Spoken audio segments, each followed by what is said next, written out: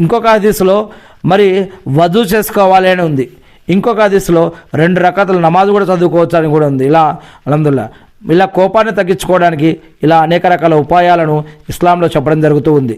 ఇక దైవానికి అందరికంటే అధికంగా ప్రేమ పాత్రుడు ఎవరు అంటే, ప్రతీకారం తీర్చుకునే శక్తి ఉన్నప్పటికీ మన్నించే గుణం కలవాడు దైవానికి అందరికంటే అధికంగా ప్రేమ పాత్రుడు. ఎవరు తన నోటిని రక్షించుకుంటాడో దైవం అతని లోటుపాట్లను కప్పిపుచ్చుతాడు. ఎవరు తన యొక్క కోపాన్ని కంట్రోల్ చేసుకుంటాడో, నిగ్రహించుకుంటాడో అల్లాహ్ ప్రళయ దినాన అతని యొక్క బాధను తొలగిస్తాడు. దైవ సన్నిధిలో క్షమార్పణ చేసుకునే వారిని, దైవ సన్నిధిలో క్షమాపణ కోరుకునే వారిని దైవం మన్నిస్తాడు. దైవ విశ్వాసానికి అంతర్గతమైన 3 గుణాలు ఉన్నాయి. మొదటిది, మనిషికి కోపం వచ్చినా అతను ఎట్టి అధర్మ కార్యానికి పూనుకోనడు. రెండవది, అతనికి సంతోషం కలిగినప్పుడు ఆ సంతోషం అతన్ని సత్యానికి దూరం చేయదు. మూడవది, శక్తి ఉన్నప్పటికీ తనకు చెందని, తనది కాని వస్తువుల్ని అతను దోచుకోడు. ఒక విశ్వాసి ఇలాంటి పనులు చేయలేడు.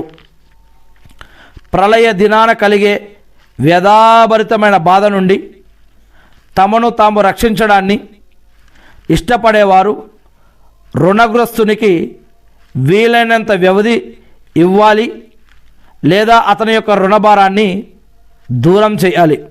ఎవరైనా అప్పు ఇచ్చినా, అప్పు తీసుకున్నా సరే ప్రళయ దినాన కలిగే వ్యధాభరితమైన బాధ నుంచి, శిక్ష నుంచి, ఇబ్బందుల నుంచి తమను తాము ఎవరైనా రక్షించబడాలనుకునేవారు, ఎవరైనా రుణగ్రస్తులు, అప్పు తీసుకున్న వారు ఎవరైనా ఉంటే వారికి వీలైనంత టైం అయినా ఇవ్వాలి, లేదా అతని రుణాన్ని మాఫ్ అయినా అంటే క్షమించేయాలి, ఇంకేదైనా సహాయమైనా చేయొచ్చు.